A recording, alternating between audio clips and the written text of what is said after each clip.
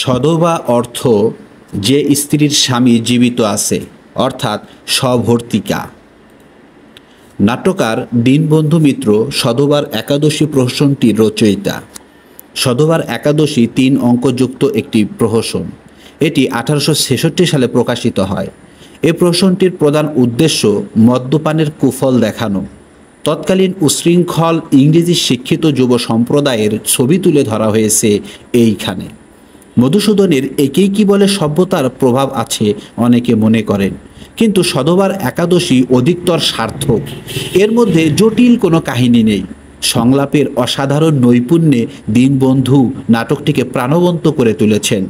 অটল, নিমচাঁদ, রামমানিকা এসব চরিত্র অবলম্বন করে নাট্যকার একটি বিশেষ সমাজের পরিচয় তুলে ধরেছেন। এখানে ব্যক্তির কথা বলা হলেও তারা সমাজের প্রতিনিধি হিসেবে নিজেদের ভূমিকা পালন করেছে। বড়লোকের সন্তান অটল কেমন করে সে সুসম্পর্কে গোকুলবাবুর ধারণা ছিল এমন। দেখ অটল, তুমি সম্বংশজাত ভদ্র সন্তান, অতুল ঐশ্বর্যের অধিকারী, তুমি ধর্মকর্ম করবে, এডুকেশন কমিটির মেম্বার হবে, আনারেরি ম্যাজিস্ট্রেট হবে। কিন্তু সঙ্গদোষে এই প্রত্যাশা ব্যর্থ হয়েছে অটলের জীবনে। নিমচাঁদ সে সম্পর্কে বলেছেন, তুই বেটা আর বিদ্যে খরচ করিস না, তোর বাপ বেটা বিষয় করেছে, বসে বসে খা, 5 ইয়ারকে খাওয়া মজা মার।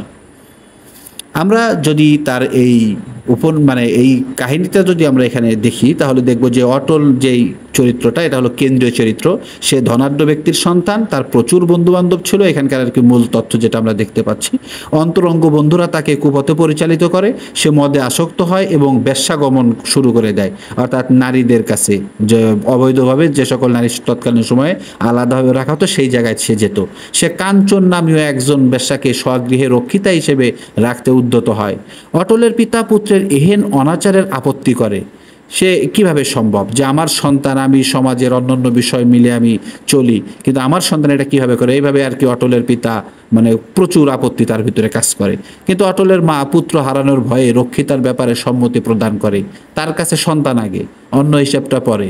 মা এখানে তার নারীত্বের যে বিষয়টা টান, এরকম একটা টান এখানে কাজ করে।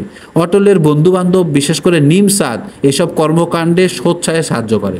নিমচাঁদের মতো এরকম অনেক বন্ধুবান্ধব যেমন অনেক সময় দেখা যায় যে বাস্তবিক জীবনে এরকম বিভিন্ন ধরনের ভালো কাজ নয়, এরকম অকাম আর কি, যেটাকে বলে অকাজ, সে অকাজে সে এরকম নিমচাঁদ একটা চরিত্র এখানকার, সেইগুলো সহযোগিতা করে অকাজের ক্ষেত্রে।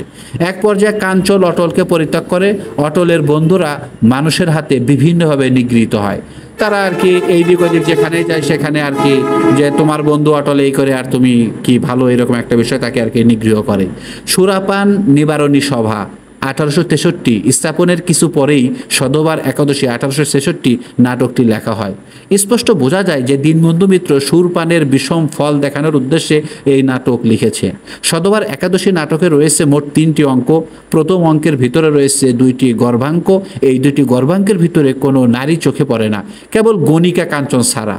নাটকটির দ্বিতীয় অঙ্কে রয়েছে 4টি গর্ভাঙ্ক। এই গর্ভাঙ্কটির ভিতরে প্রথমটিতে স্ত্রী কুমুদিনীর শয়ন ঘরের যেই কথা, সেই কথাগুলো যদি আমরা দেখি তাহলে আমরা সেখানে পেয়ে যাব।